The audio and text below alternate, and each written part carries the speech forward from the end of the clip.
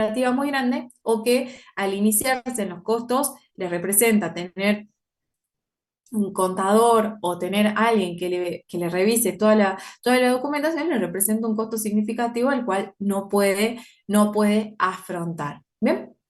Pero en la realidad muchas veces no pasa de esa manera y muchas veces se complican algunas situaciones o algunos elementos que hacen que inevitablemente aquel pequeño contribuyente necesite recurrir a un contador o a alguien especializado en el tema para poder llevar correctamente todos los vinculados con su monotributo. Dentro de lo que tenemos en el componente, dentro de este componente impositivo que vamos a trabajar, tenemos los impuestos contenidos, es ganancia, impuesto al valor agregado y la exención del impuesto a la ganancia mínima presunta, y no incluye bienes personales, ingresos brutos o otros impuestos nacionales, provinciales o municipales, y que en este caso, ¿por qué sigue diciendo la ley que no incluye ingresos brutos? Porque no todas las jurisdicciones al día de la fecha se han incorporado lo que es este régimen de monotributo unificado, en donde rentas y AFIP es cobrado a través de el mismo organismo recaudador, que es AFIP, y fijado un importe fijo para cada una de las categorías, sin la obligación de presentar una declaración jurada mensual. Eso ya lo vamos a ver cuando veamos la parte de rentas. Bien, y por otro lado, el componente previsional, ¿sí? Que el componente previsional va a ir de la mano lo que es la jubilación y la obra social. Si este componente van de la mano estos dos elementos, y sí o sí, al pagar un concepto, tenemos que pagar los dos. ¿Sí? No se puede pagar jubilación y la obra social no, o pagar la obra social y la jubilación no, ¿sí? Siempre que trabajemos como un trabajador activo, en donde tengamos incluidos el componente previsional, irán de la mano la parte previsional y la parte de jubilación y la parte de obra social. Dentro de este régimen simplificado para pequeños contribuyentes va a abarcar todas las actividades que estén vinculadas con la venta de cosas muebles y todo lo que tiene que ver con las prestaciones de servicios y ejecuciones de obra, e incluye también lo que es la actividad primaria, ¿sí? Todo lo que es la parte de la actividad agropecuaria también va a estar incluido dentro de este régimen simplificado, siempre y cuando estas actividades sean llevadas por personas humanas, ¿sí? Porque recordemos que una persona jurídica, ¿sí? No puede ingresar en este régimen simplificado, ¿sí? Siempre la persona jurídica, como está en nuestro cuadrito inicial, va a ser incluido en la inscripción de impuestos en lo que es el régimen general. Entonces, dentro de lo que va a ser la comprensión de los sujetos, vamos a tener las sucesiones indivisas, perdón, las personas humanas, las sucesiones indivisas, ¿sí? Cuando sea una continuación de esta persona humana, ¿sí? Siempre que nosotros recordemos que las sucesiones indivisas se producen cuando fallece el titular y van a quedar bienes y derechos y deudas asociadas a esa persona humana.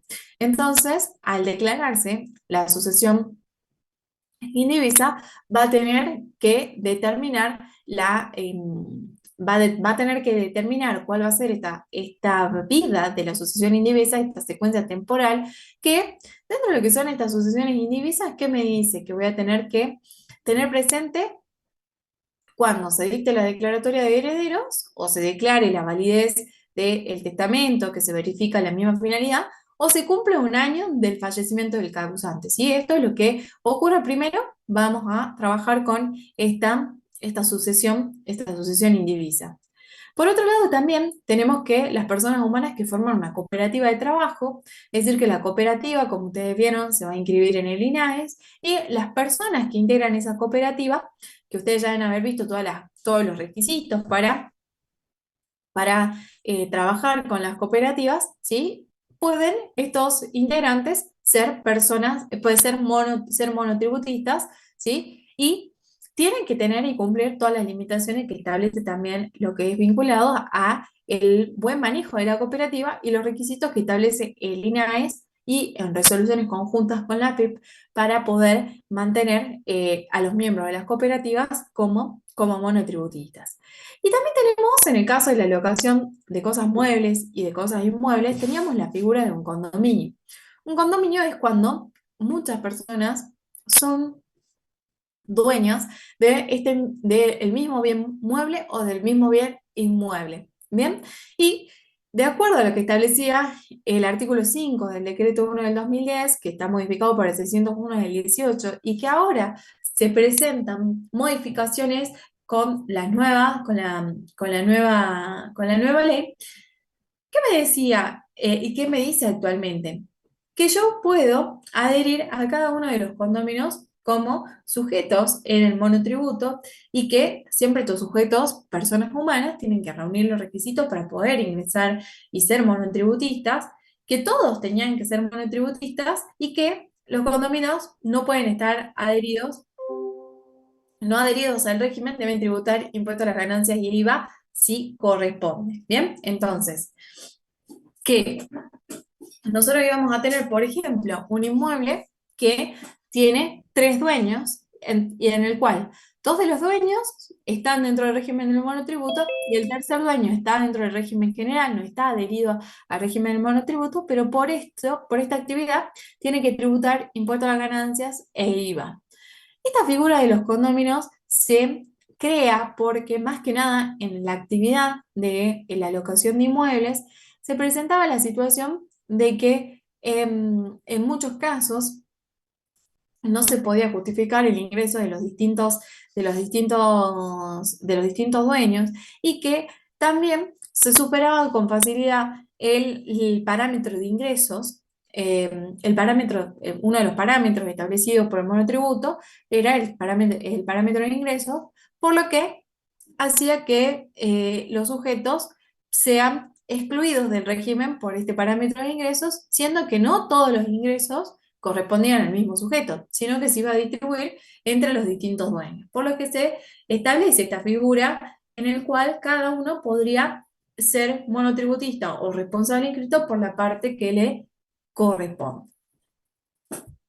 Bien, por otro lado tenemos que dentro de las consultas, otro de los elementos que siempre tenemos que tener presente son las distintas consultas que se van haciendo al sistema de AFIP en cuanto a preguntas frecuentes o consultas vinculantes, que se llaman, ¿sí? Las preguntas frecuentes son preguntas que van haciendo distintos contribuyentes o distintos elementos que van surgiendo de distintos foros o elementos o cadenas, mesas de diálogo que tiene la AFIP con los distintos organismos. Y tenemos que dentro de lo que es también uno de los elementos y herramientas para poder disuadir y deslumbrar cuál es la forma en que nosotros tenemos que aplicar la norma tributaria, es una consulta vinculante a través del cual se presenta a la AFIP toda la documentación y toda la información sobre la que necesitamos consultar y en esa instancia la FIP va a responder y esa respuesta es de aplicación obligatoria. Bien, en cambio las preguntas que se realizan a través de las distintas mesas de diálogo o a través de consultas frecuentes que se acercan al organismo a realizar, no son preguntas y consultas aisladas que la FIP lo toma como una base de datos. En cambio la consulta vinculante siempre es de aplicación obligatoria. Bien, acá aclara que los condominios como sí mismos no van a formar parte no va a ser un sujeto el condominio, sino que van a ser sujetos cada uno de los condóminos, ¿sí? Entonces, van a poder adherirse en forma particular o en el régimen general de los distintos impuestos. Para ello, nosotros ¿qué necesitamos tener? Cada uno de los condóminos tienen que tener las condiciones en cuanto a lo que establece la ley para poder estar dentro del régimen del monotributo, con todos los parámetros que vamos a analizar a continuación, y que siempre al momento de la adhesión tienen que contar con QUIT, ¿sí? Con cable única de identificación tributaria, que no es lo mismo. Nosotros sabemos que las personas hoy en día, a partir de creo que del año 89 90 y después se unifica todo el sistema de ANSES en el año 94, todas las personas nacen con QUIT, si nosotros estamos ante alguna persona que haya nacido con anterioridad a la fecha de el 89-2000 o aproximadamente, nos vamos a encontrar que en el día puede ser que, o que nunca haya trabajado también, puede ser que no tenga generado quit, pero el quit se va a generar, que es el quit es la clave de identificación, la clave única de identificación laboral, y el quit es la clave única de identificación tributaria. Bien, para tener quit, sí o sí, vamos a tener que hacer la solicitud de este quit a la AFIP. Por más que sea el mismo número de quit, ¿sí? Necesitamos tener la inscripción en AFIP para poder obtener el quit. Dentro de los parámetros que vamos a tener dentro de lo que es la permanencia en el régimen del monotributo para pequeños contribuyentes, vamos a tener que para todos tenemos actividad o fuentes de ingresos, ingresos brutos, no sé si, no hay consultas. Superficie afectada a la actividad, consumo de energía eléctrica, alquileres desvengados, importación de bienes y servicios, y únicamente para lo que es la venta de cosas muebles tenemos un precio unitario máximo y a partir de el 1 de junio del 2018 ya no es necesaria lo que es la cantidad mínima del personal. Una de las modificaciones que establece la ley 27743, que es la que ha sido sancionada hace un mes, es que antes teníamos hasta la actividad, teníamos determinada en el parámetro de ingresos brutos, teníamos un límite en cuanto a que no todas las categorías iban a permanecer en el régimen del monotributo, teniendo categorías de mayores ingresos para aquellas actividades que estaban vinculadas con la venta de cosas muebles. Hoy en día, toda la tabla del monotributo es aplicable independientemente de la actividad que realicemos. Lo que se va a distinguir para cada una de las categorías es el importe a pagar por categoría, va a ser distinto si se trata de una venta de cosas muebles o si se trata de una prestación de servicios. Únicamente varía el importe a pagar y en el caso de la venta de cosas muebles, este precio unitario máximo de venta. Dentro de lo que son el parámetro actividades o fuentes de ingreso, lo que nosotros tenemos que distinguir es lo que es una unidad de explotación y una actividad económica. Porque, ¿qué me dice la norma? La norma me dice que no voy a poder ser monotributista si yo desarrollo más de 3 actividades en forma simultánea o tengo o más de 3 unidades de explotación. Entonces, veamos qué me dice con respecto a qué es una unidad de explotación y qué es una actividad económica. Entonces, tengo una unidad de explotación, sería un espacio físico en donde desarrollamos la actividad, ¿sí? O en el caso de rodados o inmuebles eh, o lo que cada una de las actividades que se puedan realizar en conjunto, ¿sí? Cada rodado, cada inmueble, cada condominio. ¿Bien? Por otro lado, la actividad económica estaría vinculado con lo que viene a ser las ventas, locaciones o prestaciones de servicio que realicemos dentro de ese mismo espacio físico. Así también como las actividades que desarrollamos fuera de un espacio físico que sean con un carácter complementario, accesorio o afín y que al mismo tiempo puedan realizarse si se utiliza un local o no, o algún tipo de establecimiento. Bien, entonces, por ejemplo, si nosotros tenemos un local comercial en el cual tenemos la actividad de venta de indumentaria, tenemos en el mismo local, tenemos un estudio contable y en el mismo local tenemos reparación de computadoras, ¿sí? Es una sola unidad de explotación, es un solo inmueble, pero estamos desarrollando 3 actividades. Entonces, sí estaríamos dentro del régimen. Pero si además de esas 3 actividades le agregamos una cuarta actividad de asesoramiento de moda, bien, que ya vamos a ver también la carga de las actividades en el registro único tributario, no podríamos estar dentro del régimen del monotributo. O si, por ejemplo, tenemos 3 inmuebles en el cual realizamos alquiler y al mismo tiempo realizamos la actividad de asesoramiento contable, vamos a tener que tener presente que ahí ya no estaríamos incumpliendo porque nos está refiriendo a que podemos tener 3 unidades de explotación o 3 actividades y no puede superar en su conjunto estos tres elementos. Bien.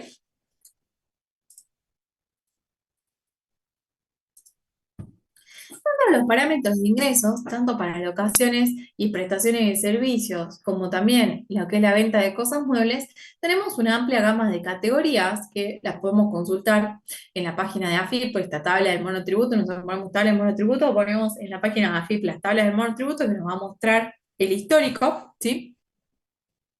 Tenemos que la categoría va de 6.450.000 pesos a una categoría acá que va a 68 millones de pesos, ¿sí? Vemos que actualmente este monto ha sido modificado teniendo una venta mínima en una categoría A de aproximadamente 500.000 pesos por mes y pasamos a una categoría acá como la categoría más alta en donde tenemos hasta 5 millones de pesos por mes. ¿Bien? Por lo que este régimen de monotributo me está dando muchas flexibilidades en cuanto a la permanencia y, ¿por qué no también en aquellos que por el parámetro de ingresos haya quedado excluido del régimen del monotributo y haya tenido que pasar al régimen general, poder volver al régimen del monotributo, ¿sí? Es una posibilidad que me da por única vez la aplicación de esta ley. Dentro del parámetro de ingresos, ¿qué nos va a presentar o se nos puede llegar a presentar dudas con respecto a cómo tenemos que analizar los distintos parámetros y cuál de todas estas actividades vamos a tener que exponer como la actividad principal a los efectos del pago del impuesto y a los efectos también de considerar las cuestiones tanto vinculadas con lo que es también este precio máximo de venta. Bien, dentro de los ingresos que nosotros vamos a considerar, estos ingresos que acabamos de mencionar, siempre van a ser por los últimos 12 meses calendarios, ¿sí? Si nosotros nos encontramos en un periodo de recategorización, vamos a tener que analizar siempre los últimos 12 meses anteriores a la fecha que estamos analizando para saber si nos corresponde o no la permanencia del régimen en el monotributo. Y para poder, cuando nosotros desarrollamos dos actividades, ¿sí? La principal siempre va a ser la que genere mayores ingresos brutos y siempre se van a tener que tener en cuenta los parámetros en función de esta actividad a los efectos de la permanencia en el régimen. ¿Bien? No vamos a incluir dentro de lo que consideremos en la parte de los ingresos, ¿sí? Porque nosotros acá, si bien, si ustedes ven, dentro de los parámetros tenemos el parámetro de ingresos, pero no se considera el, eh, no se considera el ingreso, los gastos que tenemos por el desarrollo de la actividad. Solamente es el ingreso total que tenemos, el ingreso facturado. ¿Bien? Entonces, o si no está facturado, está respaldado por toda la documentación, los comprobantes y documentación equivalente que establece la resolución 1415 de la emisión de comprobantes establecida por AFIP.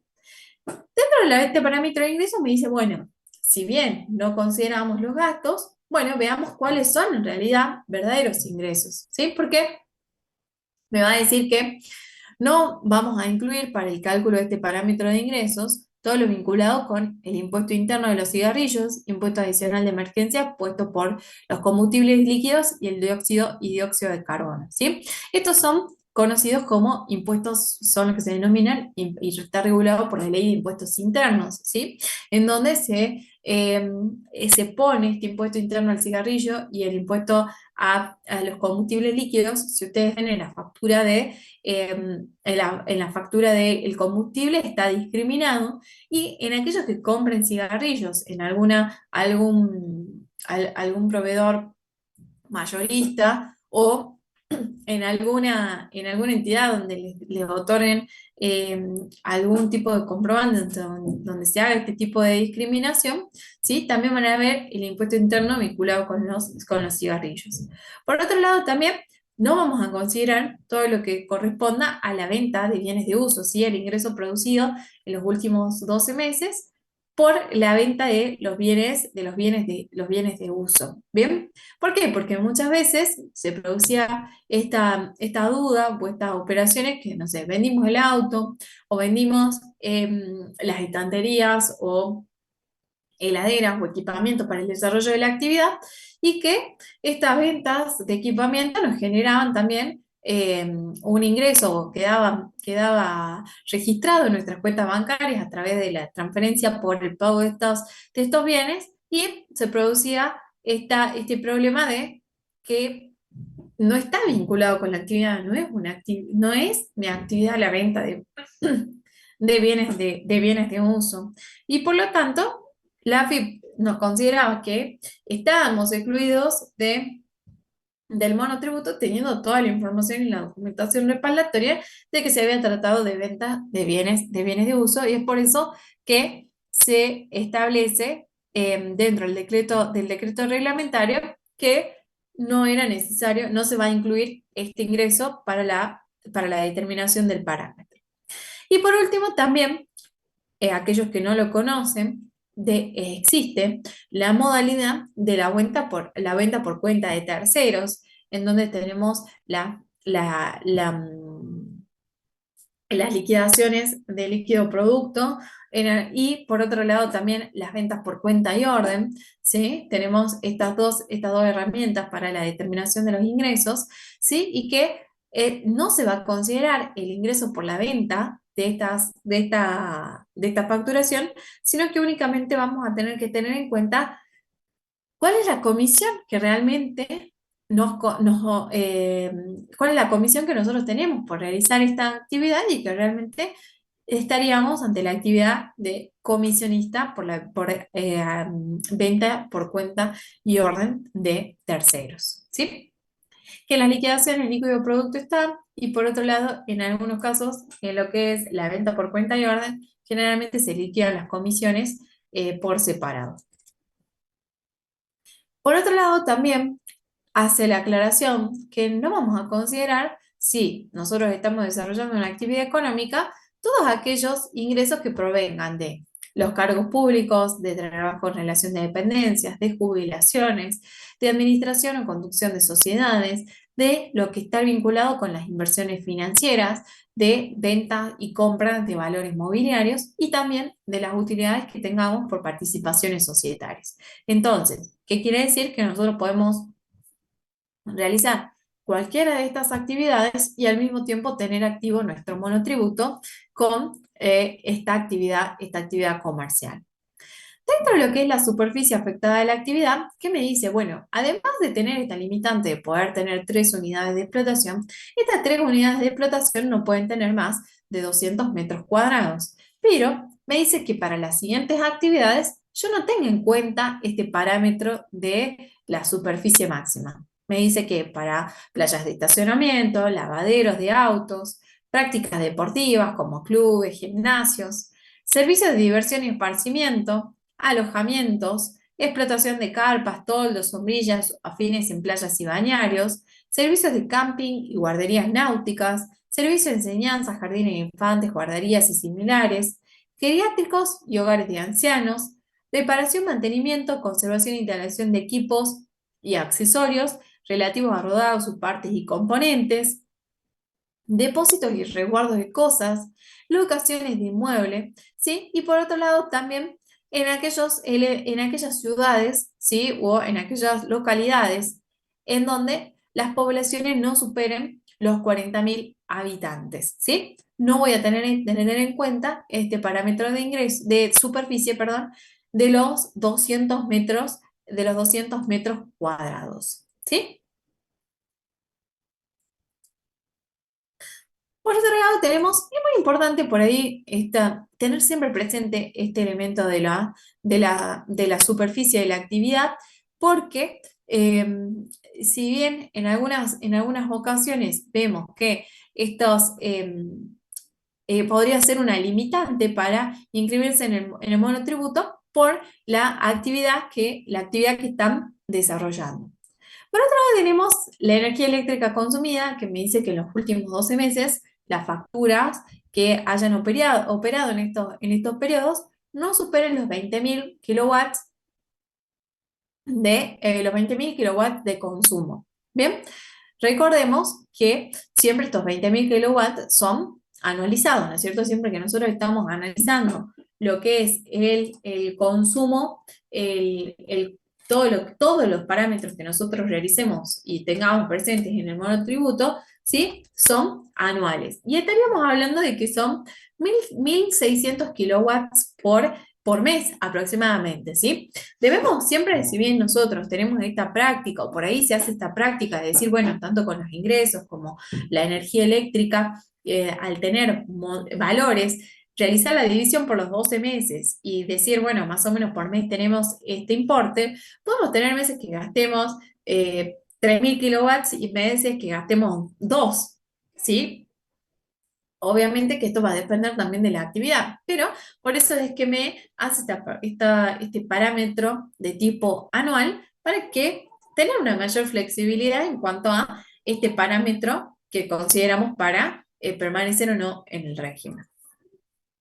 Por otro lado, tenemos los alquileres devengados, que los alquileres no pueden superar los 4.500.000, ¿sí? Todo esto también se ha actualizado con la nueva ley, la ley 27.743, y que establece la nueva ley que se van a actualizar también con el IPC. Hoy, en el día de hoy, por ejemplo, se ha publicado el IPC del mes de julio, ¿sí? Que ha dado un 4%, ¿sí? Entonces, si bien hablamos de una inflación anual del 243%, bien, en los últimos meses hemos tenido índices que rondan aproximadamente el 5, el 4%, y por lo tanto, lo que se busca con estas actualizaciones con esta actualización brusca que ha tenido la ley 27743 en tanto a los niveles de ingresos, como también los importes a pagar, que eso también ha sido el gran golpe que han sentido la mayoría de los monotributistas. Lo que busca es tener una actualización y que esta actualización que se ha realizado y se ha actualizado en los últimos años no se ha tenido en cuenta esta inflación, ¿sí? Mantener actualizada esta tabla en base también a la realidad económica. ¿Bien? Y que en el caso de la definición y qué vamos a hacer con respecto a los alquileres, ¿sí?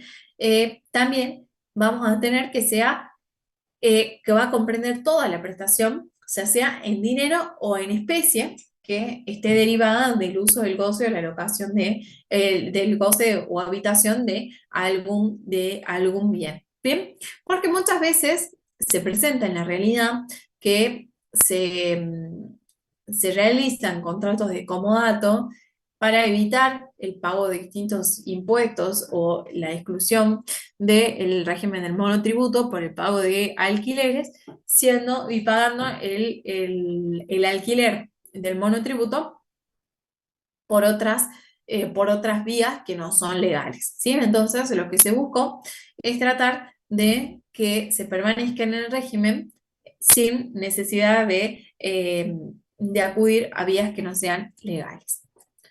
Dentro del precio unitario de venta máximo que establece, vamos a tener que para la venta de cosas muebles son 385.000 pesos, ¿sí? También vamos a ver, bueno, en realidad no lo tenemos previsto, pero porque la parte de facturación ya lo vimos en el primer cuatrimestre. Nosotros, cuando hacemos la factura, bien, el bien que nosotros vendamos no puede superar este valor de 385.000.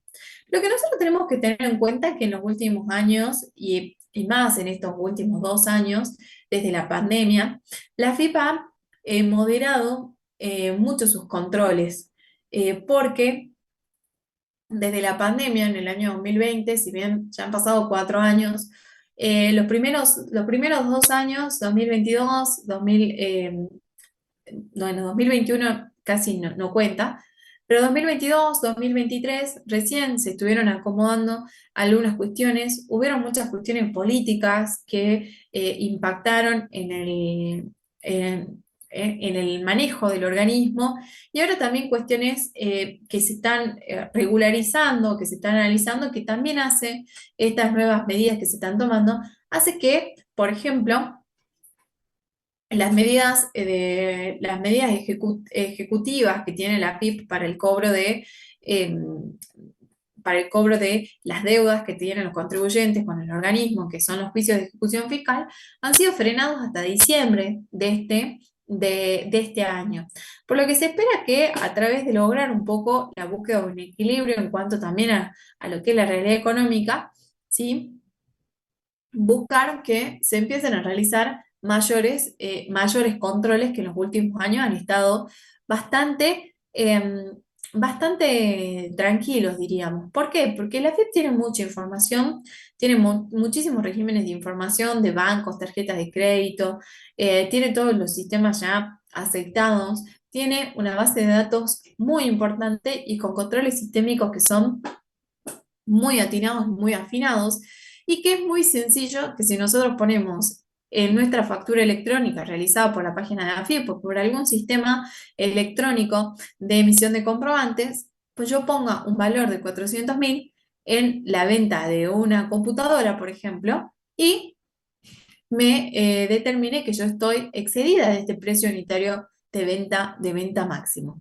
¿Sí? En algún momento se hicieron estos controles y, como les digo, más o menos hace 4 años que están frenados estos tipos de controles, pero seguramente van a volver.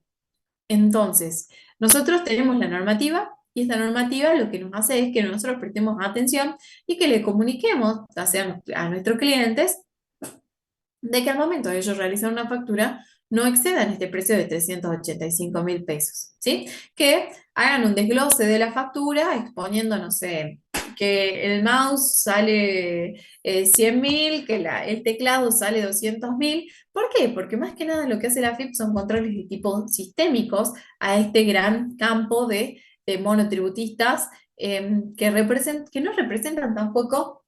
em, que al ser tantos, ¿sí?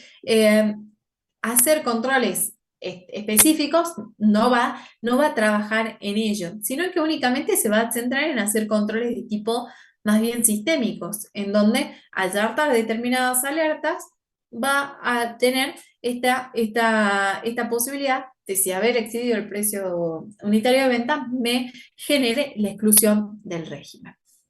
Por otro lado, tenemos los monotributistas sociales, ¿sí? Que el monotributista social es un régimen optativo, ¿no es cierto?, que se ha dado y se ha comenzado a implementar en lo que fueron el Ministerio de Desarrollo de las distintas provincias, en donde aquellos que estaban en una situación de vulnerabilidad y que les era muy difícil acceder a regularizar su situación económica, que se daba muchas veces en todos aquellos que eran feriantes, ¿sí? Más que nada, y que realizaban proyectos con el Ministerio de Desarrollo y de Producción.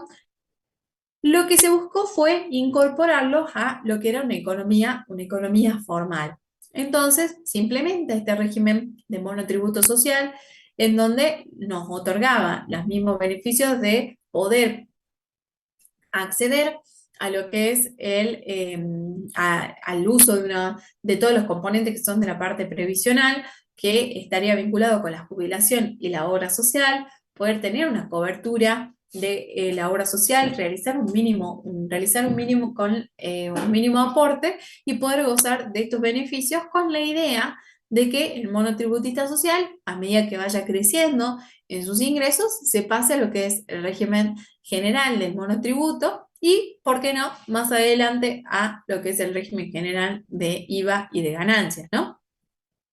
Entonces, los requisitos que tenía principales en cuanto eh, a lo que es la actividad y los elementos a considerar si podían o no inscribirse en el monotributo social es realizar una sola única actividad independiente, trabajar en un salario en relación de dependencia percibiendo un valor inferior al haber previsional mínimo, ¿sí? Formar parte de una cooperativa de trabajo con un mínimo de 6 asociados, ¿sí? Contar con un ingreso anual menor al del ingreso de la categoría A del monotributo. Podría ser propietario hasta 2 bienes inmuebles y hasta 3 bienes muebles registrables. No ser profesional universitario o en ejercicio de la profesión como actividad económica. No ser empleador ni titular de acciones o cuotas partes de sociedades comerciales. Y contar con ingresos que provengan de una sola actividad declarada, sin tener en cuenta algunas prestaciones que se otorgan en las distintas provincias, municipios, o también algunas contribuciones que otorgaba el gobierno nacional. El régimen del monotributo, el monotributo social se obtiene a través de lo que es la página del ANSES. Antes se obtenía en el Ministerio de Desarrollo Productivo, ahora se va a obtener a través del ANSES, ya sea por mi ANSES o completando los documentos por trámites a distancia, y en algunos casos ya vamos a ver cuándo va a ser necesario asistir a los distintos organismos para poder cumplir con estos trámites, ¿sí? En el primer proyecto de ley, antes de que salga en la ley 27743, la idea era eliminar el régimen del monotributo social y que todos queden dentro del monotributo, porque no es mucha la diferencia de lo que se paga, más o menos se paga un 50%, y que tratar de empezar debamos tener en cuenta que si bien se paga el 50%, el otro 50% que cubriría a la figura de monotributo social en lo que es el régimen general de jubilaciones y de obras sociales, está cubierto por el Estado, ¿no? Entonces, lo que se busca es que se cubra con estas necesidades. Dentro de lo que nosotros tenemos, es importante tener en cuenta estos requisitos al momento de poder, esto que acabamos de nombrar principalmente, al momento de poder decir si la persona está en condiciones o no de poder acceder al monotributo, ¿sí? Y más que nada, por ahí, siempre nosotros, y generalmente cuando viene un monotributista a conversar con nosotros para comentarnos cuál es su actividad, en el 99% de los casos nos mienten, en el 100% de toda la información que nos están dando. Entonces, es hasta que ellos, si bien por ahí siempre van a ser recomendados, por ahí por algún motivo han llegado a conversar con nosotros, estaríamos dentro de lo que es dentro de lo que tendríamos de las condiciones para asesorar con respecto a lo que es el acceder al régimen del monotributo. Bien, y cuando nosotros hablamos de lo que tendríamos dentro de lo que es analizar también cuáles son las opciones que tenemos con respecto a la realidad económica de cada una de las personas, ¿sí? ¿Por qué? Porque es importante que tengamos en cuenta esto, porque nosotros vamos a tener que siempre asesorar y decirle a nuestros clientes, ¿sí? O a la persona que estemos asesorando, bueno, es importante que se trabaje dentro de la realidad. Para también evitar que, si bien nosotros le vamos a conocer todas las opciones, cuáles son las limitantes para cada una, y al mismo tiempo poder mostrarle que teniendo el régimen general del monotributo, por ahí va a poder acceder también a muchísimos otros elementos. Porque muchas veces el monotributista inicia como monotributo social, después busca, cuando ya necesita por ahí fuentes de financiamiento o quiere acceder a distintos programas de beneficios de acceder al crédito o programas de proyectos de inversión, generalmente lo que le van a pedir es que esté dentro del monotributo y que ya salga el monotributo social, porque estaríamos hablando de ventas que más o menos estaríamos en 250.000 pesos por mes, porque estaríamos dentro del 50% de la categoría A del monotributo. ¿Bien? Y por otro lado, antes de que se cree el régimen del monotributo social, se había creado lo que era, que ahí me estaban preguntando en el chat, ¿sí? Se había creado lo que era el régimen del monotributo promovido, ¿sí?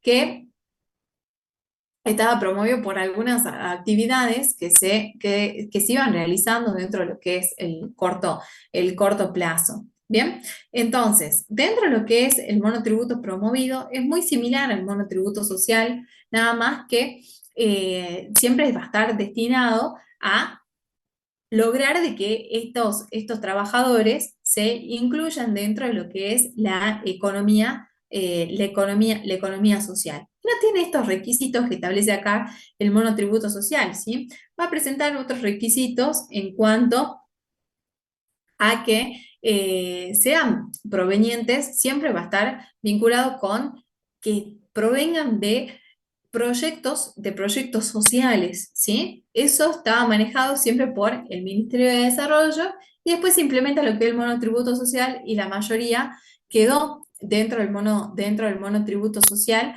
por los distintos requisitos que se tenían que cumplir y la posibilidad de siempre de la adhesión con respecto a que el límite eran los ingresos de la categoría A, ¿sí? Hoy en día, si nos ponemos a pensar en la mayoría de las actividades económicas, estaríamos fuera del régimen del monotributo social, ya que hoy en día, si nosotros, por ejemplo, en un estudio de relevamiento que hizo la Universidad Nacional de Salta, junto con el Consejo de Ciencias Económicas, en el trabajo de todo lo que de todo lo vinculado con las actividades de los feriantes, se descubrió, la información, perdón, la investigación revela que los feriantes en los días que realizan la feria incluso superan los montos de facturación de los 250.000 pesos mensuales que deberían registrar. Entonces estaríamos hablando de que en la realidad económica la mayoría supera estos parámetros, tanto del régimen promovido como del régimen del monotributo social. El régimen promovido, por lo general, se ha dejado de lado, si bien hay muchos que todavía siguen con el régimen promovido vigente, ¿sí? Pero siempre se hablaba de que el régimen promovido era durante los primeros 36 meses y luego se pasaba a lo que era el régimen general. Pero bueno, también la AFIP no ha realizado controles de este tipo.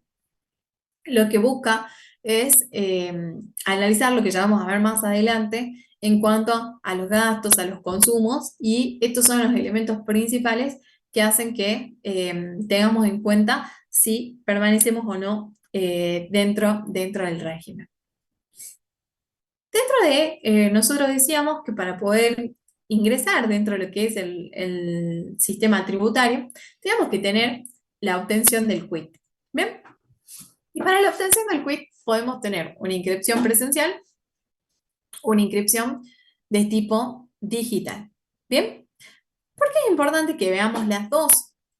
Porque hoy en día, si hay algún problema con respecto a la lectura del documento, vieron que hoy en día tenemos en el documento un código de barra o en algunos casos que parece como un tipo de código de QR un poquito más alargado. A la lectura de ese código salen todos nuestros datos. Si hay algún dato que por X motivo salga erróneo o haya una falta de comunicación entre el sistema del ANSES con el sistema del AFIP, sí o sí vamos a tener que recurrir eh, a lo que es la inscripción presencial. Acá Facundo me pregunta qué pasa si un monotributista no factura. Bueno, en realidad acá podemos tener un monotributo sin facturación porque se debe a que no tenemos una actividad, ¿sí? Una actividad económica. Bien, o sea, no estamos realizando, si bien tenemos, no estamos realizando una actividad. Pero lo que vamos a tener que tener en cuenta, que lo vamos a ver al momento de realizar y de ver cómo sería el tema de la recategorización, que la AFIP conoce cuáles han sido nuestros gastos y conoce cuáles han sido nuestros movimientos en las cuentas bancarias. Entonces, si el monotributista no factura, ¿sí? Y está teniendo ingresos, incumpliría las leyes tributarias vinculadas con las leyes de emisión de comprobantes y estaría realizando una actividad no registrada, por lo que va a tener es factible de tener todas las sanciones de la actividad no registrada. Y en el caso de que tanto en AFIP como en rentas de la provincia de Salta, un inspector se presente al establecimiento y la persona a la cual nosotros estamos atendiendo se acaba de ir de nuestro negocio, no tenga el comprobante, es una causal de clausura y multa. Bien, esos son los principales elementos en los cuales vamos a tener que demostrar por qué no hay una facturación y en el caso de que tengamos gastos a nuestro nombre, gastos de tarjeta de crédito, movimientos bancarios, ¿sí? Demostrar por qué no se está facturando, ¿sí? Hoy en día el inconveniente que se tiene es que muchos de los monotributistas, en realidad la mayoría de las personas en general, utilizan las billeteras virtuales y cobran con tarjeta de crédito, con tarjeta de débito, hacen cuotas y demás. Y al no tener la inscripción o al no realizar la facturación, ¿sí? Son susceptibles de distintas retenciones, ¿sí? Pero en cuanto al incumplimiento de la emisión de comprobantes, vamos a ir con todas las sanciones que establece las leyes de la emisión de comprobantes, de lavado de dinero, ¿sí? Estaríamos incumpliendo todas estas leyes de lo que es la actividad registrada. Continuando con el tema de las inscripciones, vamos a tener todo lo que es la inscripción presencial, como les decía, y la digital. Bien, dentro de lo que es la inscripción presencial, ¿qué tendríamos que hacer? Llevar una fotocopia del documento, dos constancias de domicilio y completar el formulario 460F, que es con un turno previo. Para sacar el turno, tendríamos que entrar a la página de la FIP, a la parte de turnos, y esto es como cualquier turno, completando los datos del solicitante, el trámite, ¿sí? Tenemos que poner que es la agencia de Salta. Ustedes por ahí, en algunos casos, a los que están en Tartagal, tienen lo que es la sede de la sede de ORAM, en donde también se pueden realizar distintos trámites. Lo que tendremos que ver son lo que va a ser la parte del tipo de trámite, va a ser la inscripción o la clave fiscal de personas físicas y luego completar el registro único tributario, completar todo lo que son los horarios y llevar este formulario, una vez que tengamos el turno, llevar este formulario 460 y únicamente nos van a pedir nuestros datos personales, ¿sí? En donde nosotros vamos a completar con datos personales todo lo que tiene que ver más que nada con los datos de número de quill, la dependencia, el tipo de trámite, la fecha de nacimiento, la nacionalidad, los datos de nombre y apellido, el domicilio fiscal, el real, y todo lo que tiene que ver con actividades económicas, impuestos y demás. Todo eso ya se hace por registro único tributario, nada más que el formulario sigue vigente, ¿sí? Por lo que todo eso no es necesario completarlo, sino que se completaría directamente con el registro único tributario. Cuando trabajamos con la inscripción digital, tenemos que entrar a lo que es la página del servicio de AFIP, el quit online. Eh, tenés que tener no lo vamos a poder hacer si no tenemos el DNI argentino. Por ahí si nosotros hicimos un cambio una denuncia o la emisión de una versión 2 del documento, siempre tenemos que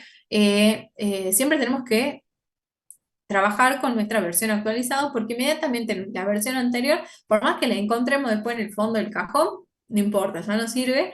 Y también tampoco es válido si ustedes quieren realizar viajes o realizar determinados trámites en los organismos de controlor, no va a ser válida la versión, la versión que hemos declarado como perdida, robada, extraviada o lo que fuera. ¿Bien?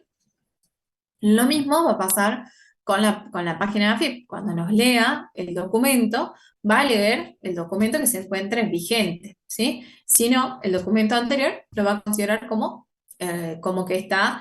que no estaría vigente en el sistema. Siempre tenemos que ser personas mayores de 18 años, ¿sí? Y en el caso de que no queden registrados datos biométricos, no tengamos registrados datos biométricos, que ahora la aplicación ya nos va a grabar estos datos biométricos, ¿sí? Vamos a tener que acercarnos a la dependencia. Si la AFIP no nos reconoce el dedo, no nos reconoce la iris, la cara o lo que fuera, porque la aplicación, por ejemplo, hace un par de meses atrás la aplicación no estaba funcionando, bueno, ahí sí o sí vamos por inscripción presencial, ¿sí? Y en el caso de todos estos casos que estamos viendo acá, sí o sí vamos a tener que ir por la inscripción presencial.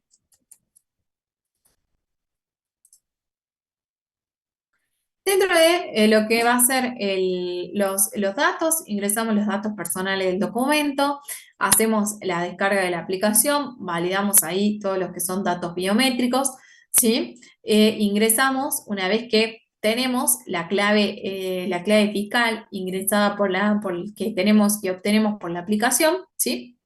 Que bueno, la aplicación es esta que sale acá de mi AFIP. Vamos a ingresar con el quit y con la clave fiscal. Siempre que ingresamos con la clave fiscal que nos da la aplicación, siempre nos va a hacer cambiarla. Y acá tenemos la inscripción solicitud de quit. Vamos a poner todos los datos, ¿sí? Y vamos a tener que adjuntar toda esta documentación que nos dice acá. Todo siempre tiene que ser en PDF y JPG y que la foto siempre sea lo más claro posible en un fondo blanco, sin anteojos, sin nada, ¿sí? Y la foto del frente y el dorso del documento que está vigente. Vamos a cargar toda esta documentación.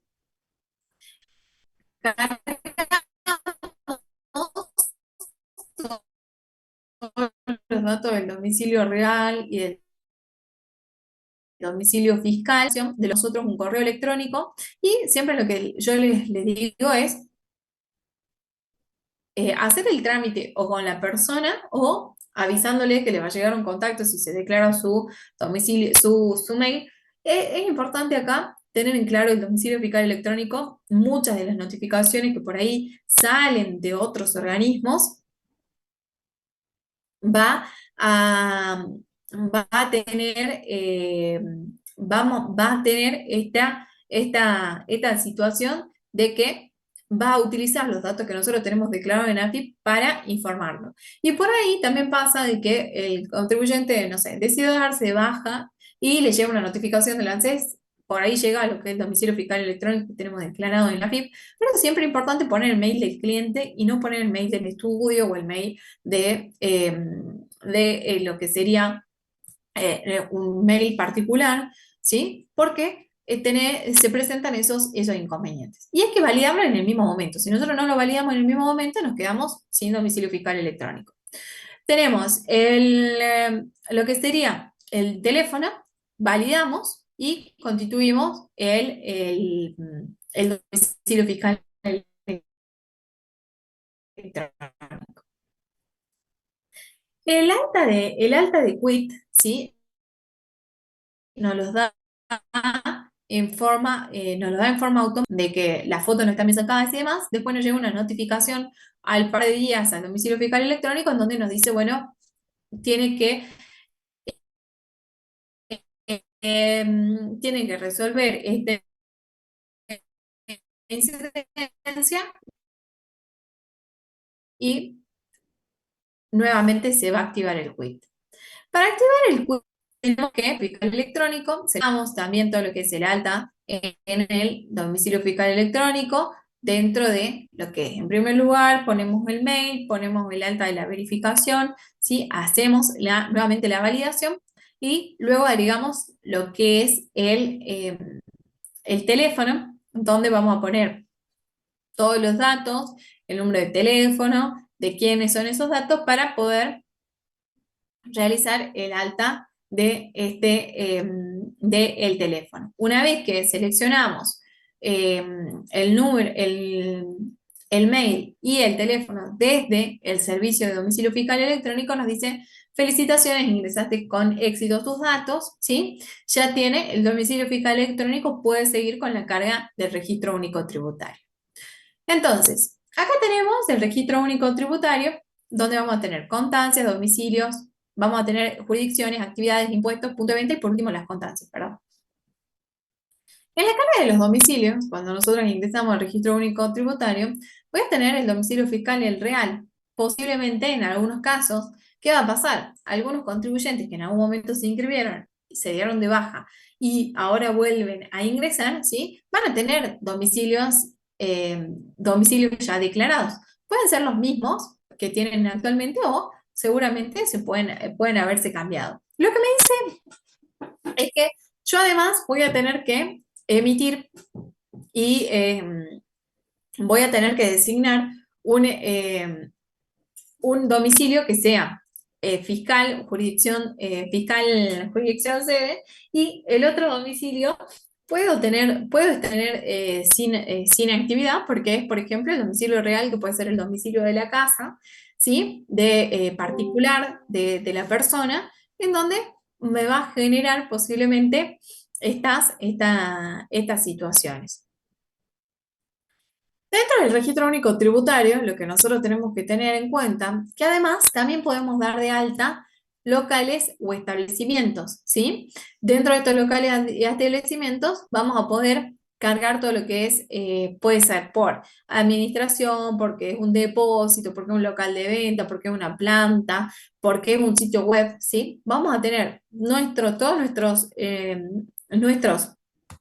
puntos de venta declarados en el domicilio. Y siempre vamos a tener que declarar una jurisdicción. Cuando nosotros declaramos una jurisdicción, acá me pregunta: ¿realizas actividad en otra jurisdicción? Si nosotros le ponemos que sí, ¿qué sería realizar actividad en otra jurisdicción? Bueno, que realizamos ventas o actividades económicas en Salta y en Jujuy, por ejemplo, ¿sí? Entonces, si nosotros le ponemos que sí, me va a inscribir automáticamente o me va a derivar a que yo me inscriba en lo que es el convenio multilateral, que para lo que va a ser el impuesto a las actividades económicas, que acá en la provincia de Salta, e ingresos brutos en las demás jurisdicciones, ¿sí? Me va a decir: bueno, si usted realiza en otras actividades, me deriva la inscripción en el convenio multilateral. Si yo le pongo que no, que solamente realizo actividad en la jurisdicción de Salta, me va a inscribir en lo que es el régimen del monotributo unificado, donde vamos a pagar con el mismo sistema del monotributo y la misma categoría, todo lo mismo, vamos a abonar en forma conjunta el impuesto nacional y el impuesto provincial. Bien. Dentro de las actividades, lo que yo voy a tener que tener en cuenta, que acá voy a declarar las actividades, voy a buscar las actividades que sean similares a lo que yo estoy realizando, porque no hay ninguna que sea exacta, ¿sí? Y voy a tener que marcar alguna actividad como principal. Acá es donde nosotros tenemos que tener en cuenta que vamos a tener que, si somos monotributistas, declarar hasta 3 actividades, ¿sí? Si estamos dentro del régimen general, también vamos a tener que completar este registro único tributario, pero no vamos a tener que tener en cuenta todos estos elementos de tener el límite de 3 actividades y tampoco de cuál sea la actividad principal, porque ¿a qué me hace referencia en el monotributo lo que es la actividad principal? Habíamos dicho que teníamos por locación y prestaciones de servicios y por ventas de cosas muebles.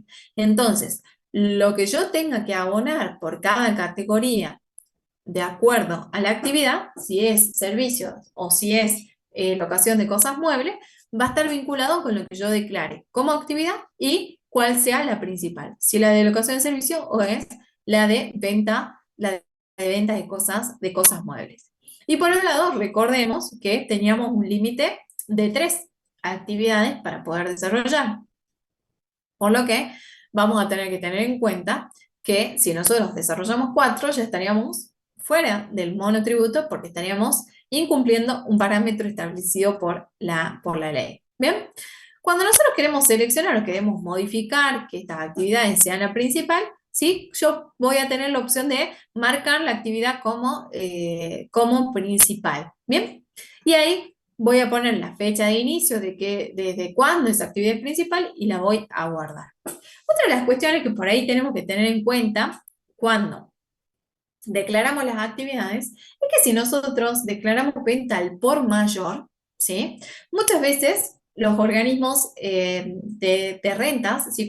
Ya cuando esto estaríamos hablando ya cuando estamos en el régimen general, cuando nosotros declaramos actividades de venta al por mayor, lo que hace tanto la Dirección General de Rentas como la municipalidad es designarnos como agente de retención del impuesto, ¿sí?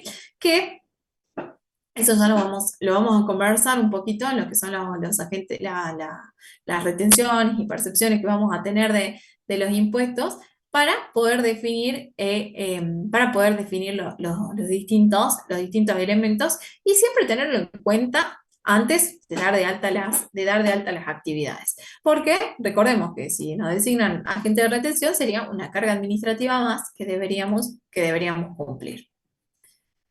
Una vez que nosotros completamos todo lo que son datos de domicilios y de actividades, nos va a derivar a lo que va a ser la inscripción de impuestos, que vamos a poder optar por el monotributo o por lo que es el régimen general de ganancias y bienes personales, ¿sí? Y esta parte de los impuestos cedulares se quitaba determinado para lo que eran las ganancias de segunda categoría, que se llaman, que son todos los vinculados con inversiones financieras o rendimientos financieros, abarca mucho más que eso, estaba vinculado por la parte de cedulares o valores o depósitos, ¿sí? Y acá me va a dar todos los datos para que yo me inscriba en el monotributo o en impuestos y puntos de venta. Una vez que ya completamos todo el registro único tributario, ya tenemos todos los datos generales que ya se les podrían llamar completos, vamos a tener los pasos para dar el alta en el monotributo. Y estos pasos son muy sencillos. Bien, acá vamos a ingresar al servicio, cuando nosotros ingresamos a la página AFIP con usuario y clave fiscal, todos los distintos elementos que tenemos ahí se llaman servicios, ¿sí? Que son los distintos servicios a los cuales yo voy a poder ingresar para realizar todos los trámites que resulten necesarios. Cuando ingreso al servicio del monotributo, voy a darme de alta, ¿sí? Voy a hacer clic en este botón de dar de alta. Me va a preguntar en el primer paso cómo voy a realizar. Si voy a realizar como trabajador independiente, como cooperativa o como promovido. ¿Bien? Y acá en el promovido sí me da también conocer todos los requisitos que debemos tener para el promovido.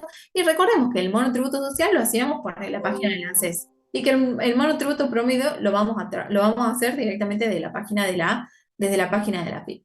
En la mayoría de las oportunidades que vamos a trabajar va a ser como un trabajador independiente, ¿sí? Como una actividad independiente que realicemos. Recordemos que podemos nosotros realizar desempeño de cargos públicos, tener un empleo en relación de dependencia, ser administrador de sociedades, ser accionista en una sociedad y igualmente cuando nosotros nos damos de alta, vamos a trabajar en esta actividad en particular como actividad independiente.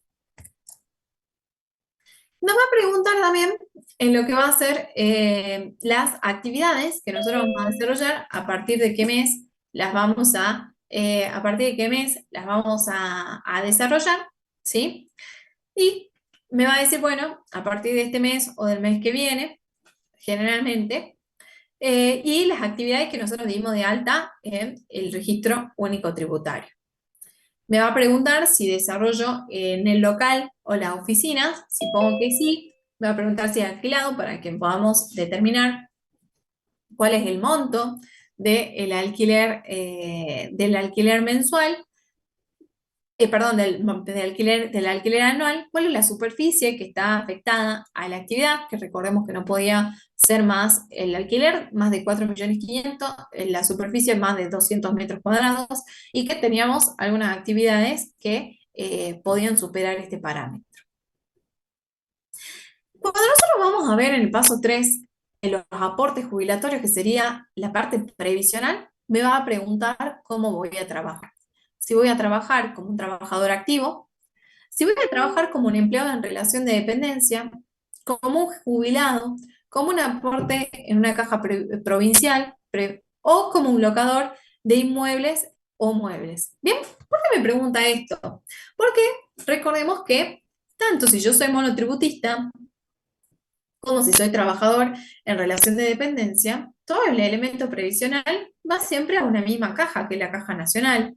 Por lo que, si yo hago aportes en el monotributo y tengo un aporte de un trabajo en relación de dependencia, me voy a jubilar con la misma caja, con la misma caja jubilatoria. ¿Bien? Se unifican ahí todos los importes. No quiere decir que voy a tener dos jubilaciones, sino que voy a tener una sola. Pero ¿qué pasa si yo tengo, que en este caso sería en el caso del empleado en relación de dependencia? Cuando yo tengo un empleo en relación de dependencia, voy a tildar este empleo en relación de dependencia y voy a poner el número de quit del empleador a los efectos de no pagar el componente previsional, que sería la jubilación y la obra social, y solamente pagar lo que es la parte, el componente impositivo y lo que tendríamos de la parte del monotributo unificado en rentas. Si yo pongo jubilado, ¿es por qué? Porque yo ya tengo la jubilación, ya hice mis aportes jubilatorios, voy a pagar una parte, no voy a tener el pago de la obra social, pero voy a pagar un porcentaje de lo que es el aporte jubilatorio. Y en el caso del jubilado, ¿qué voy a tener que hacer yo? Voy a tener que cargar la fecha en el sistema registral, que eso se hace o con trámite presencial o con trámite de presentaciones digitales, que voy a tener que solicitar la carga de la fecha de jubilación y presentar toda la documentación del beneficio jubilatorio, en donde voy a tener que cargar la resolución de ANSES y el primer recibo de sueldo o algún recibo de la liquidación de la jubilación. Y por otro lado tenemos el aporte a una caja provincial, ¿sí? Previsional provincial, que ahí tenemos, en el caso de los maestros, tienen la caja provincial. En el caso de las profesiones liberales, algunas profesiones, como por ejemplo los abogados, los contadores, los médicos, los ingenieros, tienen caja provincial, pero algunas profesiones, como por ejemplo los licenciados en nutrición, no tienen caja jubilatoria, ¿sí? Entonces, van al momento de aportar, ¿sí? Lo vamos a poner como el aporte jubilatorio.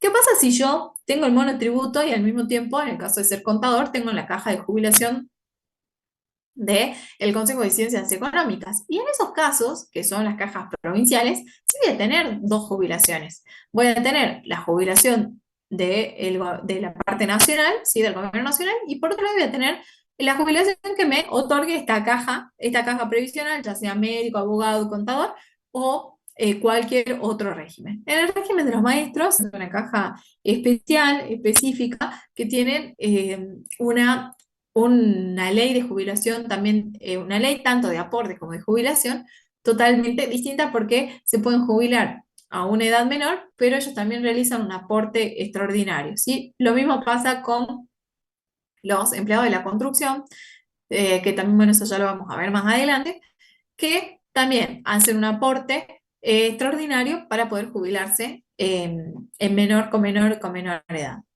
Y por otro lado tenemos la actividad de locador de inmuebles, ¿sí? Siempre y cuando hayamos declarado la actividad de locador de inmuebles, tienes todos estos beneficios en cuanto a el pago de los componentes. Para lo que se busca es tratar de que toda la actividad de locación de inmuebles quede registrada, porque es de conocimiento de la AFIP que tiene un gran porcentaje de actividad de alquiler de inmuebles que no se encuentra declarada en la AFIP, ¿sí?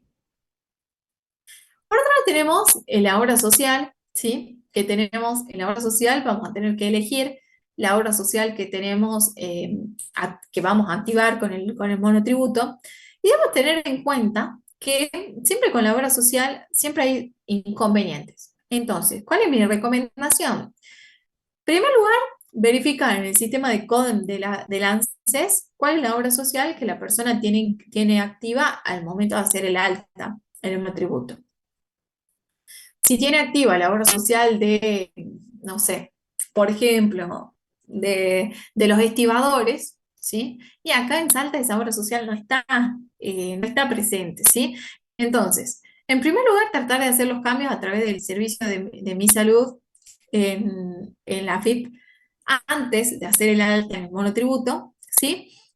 Para que se pueda hacer el cambio a una obra social que esté primero en vigencia en la provincia y por otro lado también verificar cuáles son las prestaciones que otorga la obra social. Porque recordemos que por ley, la Superintendencia de Seguro de la Nación lo que le exige a las obras sociales es que le otorgue a los monotributistas el PMO. Y el PMO hay muchas cuestiones que no tiene contempladas. Entonces, el monotributista, en algunos casos, se ofusca porque si quiere ir a ser atendido a el hospital, le van a decir que no porque tiene obra social, ¿sí? Y por otro lado, cuando va a la obra social, tiene una prestación básica que en muchos casos, por ejemplo, no sé, no les cubre internación o no les cubre determinadas cuestiones que, si lo vemos a grandes rasgos, el hospital público sí lo cubriría. Entonces ahí se encuentran ante un dilema.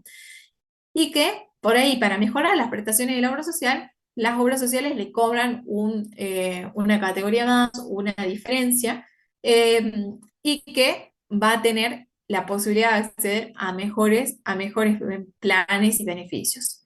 Y al mismo tiempo, si yo quiero sumar a los aportes del cónyuge o de los hijos, que serían todos los miembros de la familia, se tiene que poner el número de quill de los miembros de la familia. Y se va a tener que pagar el importe de la categoría asignado al componente de obra social para cada uno de los miembros de la familia. Por otro lado, también tenemos que el ANSES lo que me pide son estos tres formularios de la Declaración Jurada de Salud, donde está establecida por el decreto 300 del año 97, donde yo tengo que al momento de hacer la inscripción declarar que gozo de buena salud. ¿Por qué? Porque se implementa esto. Y está muy vinculado con las pensiones por invalidez o por incapacidad. Porque puede ser que nosotros hacemos la inscripción y al mes pedimos una pensión o una jubilación por discapacidad y el sistema nos tiene que otorgar ese beneficio. Y bueno, hay algunas cuestiones ahí legales que si nosotros no hemos presentado estos documentos, el ANSES puede negarnos la prestación porque puede desconocer que al momento de que la persona haya realizado la inscripción, realmente contaba o no con esta incapacidad o invalidez. Por otro lado, tenemos el componente integrado provincial, que ponemos que sí o no, que si realizamos la actividad en más de una provincia, está vinculado con la jurisdicción. Y acá confirmamos todos los datos, si no, volvemos para atrás, ¿sí? Y me va a decir cuál es la actividad me va a decir, bueno, cuál es la actividad y el monto a pagar que voy a tener por cada una de las actividades, ¿sí? Generalmente, si vemos en lo que son las distintas constancias, vamos a tener, por un lado, la constancia de inscripción, donde va a decir que estamos en el régimen del monotributo, donde tenemos el código de lo que es la actividad económica, cuál es la fecha de inicio de las actividades, cuál es la actividad que tenemos declarada en el sistema, y al mismo tiempo en la parte de abajo me va a dar la vigencia que tiene la constancia. Vamos a tener este formulario 184, donde tenemos todos los elementos vinculados a todo lo que tiene que ver con la inscripción, todos los datos de la inscripción. Y por último vamos a tener todo lo que serían los datos, el importe a pagar, con la credencial del formulario 1520, que es el impuesto que vamos a tener que abonar. Hoy en día, una persona con la locación de servicios, tanto locación de servicios como venta de cosas muebles en la categoría A, está en el mismo importe y van a ser estos elementos los conceptos que tiene que pagar. Bien, en total va a sumar 36.310 con 18, ¿sí? Y en el caso de que, por ejemplo, en esta que es una categoría D, ¿sí? En el caso que únicamente haga el aporte del impuesto y el aporte del régimen, de lo que es la parte del componente de rentas de Salta, va a pagar, no va a pagar los componentes de jubilación y de obra social. En algún momento se había planteado la posibilidad de que la municipalidad, porque en algún momento lo tuvo, la municipalidad en un principio antes mandaba a cada uno de los locales una boleta fija en el cual decía cuál era el impuesto, estaba en el régimen simplificado, cuál era el impuesto que tenía que abonar. Luego sacó y incluyó a todos los contribuyentes en el régimen general. Y bueno, hasta el momento no hay novedades en cuanto a que la municipalidad vuelva a implementar este régimen simplificado. Por otro lado, también, bueno, ya con esto terminamos todo lo que sería la inscripción en monotributo, pero al mismo tiempo que tenemos que tener la emisión del comprobante 960D, que es con todos los medios de pago que recibe la empresa, perdón, la persona, y que me va a decir, bueno, que voy a aceptar tarjeta de débito, de crédito, de efectivo y otros medios de pago. Este formulario, en el momento que salió, ¿sí? Sí hubieron muchas campañas, porque bueno, a través del cobro de tarjeta de débito y de crédito, ¿sí? Recordemos que el débito se considera igual que el efectivo y que tampoco se pueden cobrar comisiones, ¿sí? En esta situación, ¿sí? Y que también tenemos que tener en cuenta que tenemos que aceptar los distintos medios de pago, ¿no es cierto? Entonces, dentro de lo que vamos, dentro de lo que vamos espérenme un segundito, dentro de lo que nosotros vamos a tener en cuanto a la presentación de documentación que tenemos que exhibir en el negocio, vamos a tener que poner la constancia de inscripción y vamos a tener que poner esta tarjetita, este afiche, para que todos sepan que se aceptan esos distintos medios de pago.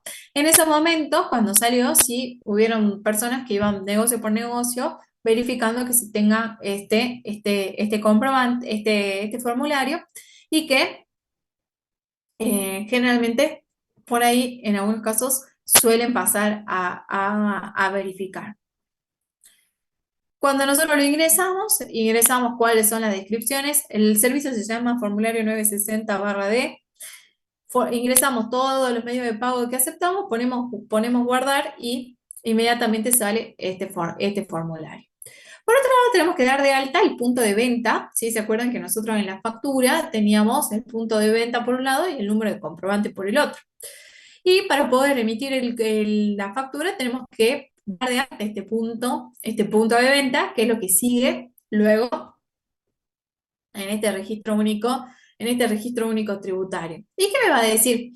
Me va a decir que voy a tener el punto de venta por los distintos medios de facturación, ya sea controlador fiscal, ya sea factura electrónica, ya sea a través de web service, ¿sí? Y voy a tener que asociarlo a un domicilio.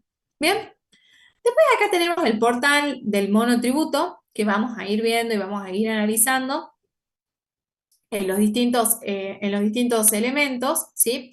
Podemos tener lo que es el débito automático, la factura electrónica, el domicilio fiscal electrónico, los distintos medios de pago, la emisión de comprobantes, ¿sí?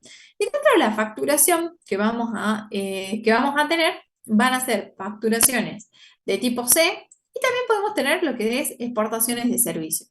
Recordemos que hoy en día, con estos nuevos montos también y con las nuevas normativas del Banco Central, se pueden emitir y se pueden recibir en dólares por transferencias del exterior hasta $24.000 en el año, ¿sí? Que estaríamos hablando de $2.000 por mes y estaríamos en dólar oficial hablando de 2 millones, aproximadamente de 2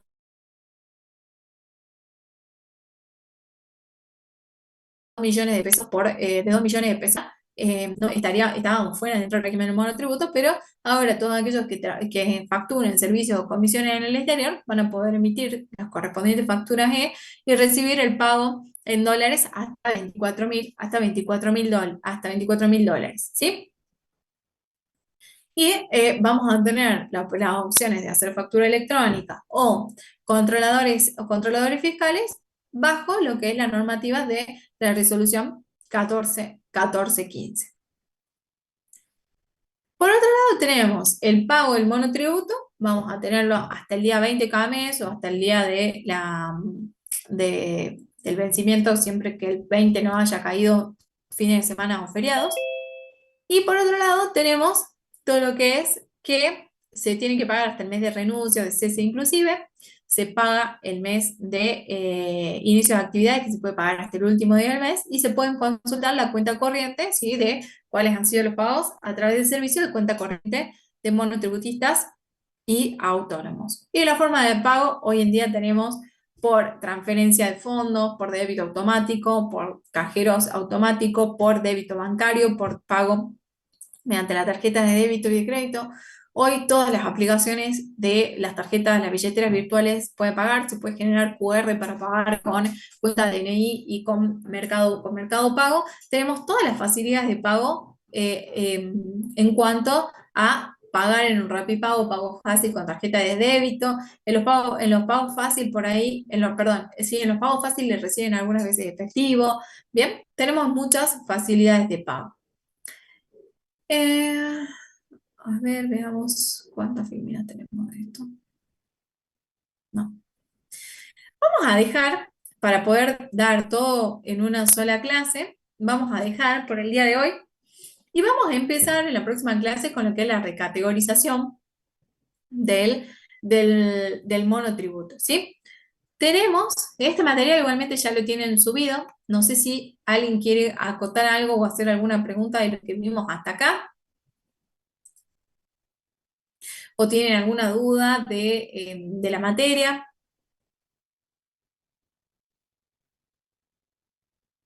¿No? Profe, la fecha de de los exámenes no están subidas en la plataforma todavía, o al menos no está visible. No, sí está subido. A ver, a ver. Está en el flyer. Están en el flyer, ahora se los muestro para que vamos a salir de la presentación.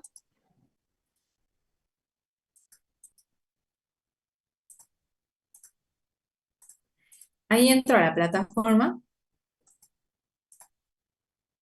Vamos a extender sesión. Ok. Eh,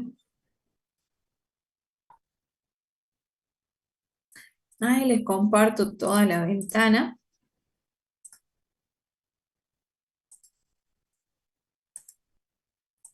Screen share. No sé si están viendo la presentación de la plataforma. ¿Se está viendo eso?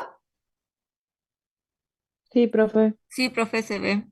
Acá, si ustedes ponen siguiente, tienen todos los datos. Tienen como una flechita ahí al costado, que por ahí, en la primera filmina, ustedes tienen ahí como más una alerta, digamos, que ahí está en la flechita. Entonces van haciendo clic en la flechita y van a ver todo lo que es las presentaciones, bueno, de los profesores, las distintas unidades que vamos a desarrollar, eh, bueno, el link de los horarios de clase, la clave de la plataforma, las evaluaciones, las fechas de los parciales y, bueno, y los recursos con los que utilizábamos clases virtuales, trabajos prácticos y trabajos en grupo. ¿Sí? Ahí están para que les quede, que los pusimos ahí eh, para que ustedes lo tengan y lo consulten cuando quieran. Igualmente está la presentación, está el link acá abajo y después ya está el material de todas las clases que tuvieron hasta ahora, ya está subido. Profesora, Sí, hola, buenas tardes. Una buenas tardes. consulta. Tenemos dos parciales, ¿sí? Sí, Pero aparte dice que tenemos un examen teórico. integrador, sí. O sea que serían como 3 parciales. Más o menos, sí, como 3 parciales. Bien, bien, bien. Sí, Bueno, sí. eso comprende todo el Eso temario que comprende sería. todo, eso está dentro de lo que es de lo que es la planificación, ¿sí? Igualmente, si hay algún cambio, se va a avisar, pero esto está dentro de lo que es nuestra planificación y también ya se les va a avisar el tema de el trabajo integrador que hicieron también eh, en la clase, perdón, en el cuatrimestre pasado, ¿sí? Que hicieron un trabajo en grupo. Bueno, acá también vamos a trabajar con otros temas, pero también van a tener que formar grupos y hacer un trabajo grupal. Y eso de las fechas de entrega y todo lo demás, eso ya se va a definir también cuáles van a ser las formas de evaluación también de ese trabajo. Bien. Profesora, ¿el Sí, Regisoft lo vamos a utilizar? sí, pero vamos a utilizar el de sueldos, o sea que el que ustedes tienen es únicamente para contabilidad, y Sí. el sistema Regisoft tiene otro para parte de Liquidación de sueldos. sueldos. Sí. Sí, así que lo vamos a utilizar cuando veamos más adelante el de sueldos, lo vamos a utilizar al de sueldo. Bien. ¿Eso que lo vamos descargando o lo vamos a descargar así como hicimos en... La idea también es que en las clases que veamos en Regisoft, que tratemos de hacer todo en la misma clase, para que ustedes, la idea es que dentro de las clases ustedes pueden desarrollarlo. Igualmente eso está previsto para cerca de octubre. Están previstas esas clases que ya ustedes, bueno, van a ver todo, también todos los temas vinculados con lo que sería la liquidación de sueldos y demás, que son, bueno, todos los temas que tenemos aquí. Eh, y bueno, ahí en esa parte ya se estaría previsto que trabajemos con el Regisoft. Y estamos viendo si podemos acceder a algún otro sistema, porque bueno, ustedes en las encuestas nos pusieron que sería bueno trabajar con otro sistema. Estamos viendo si por gestiones podemos conseguir algún otro sistema, porque bueno, también el sistema Tango tiene un convenio con la universidad, pero las capacitaciones y uso lo dan ellos. No permiten que lo utilicemos nosotros para darle a ustedes algo, sino que todos los usos y capacitaciones lo dan ellos en los momentos que ellos definan.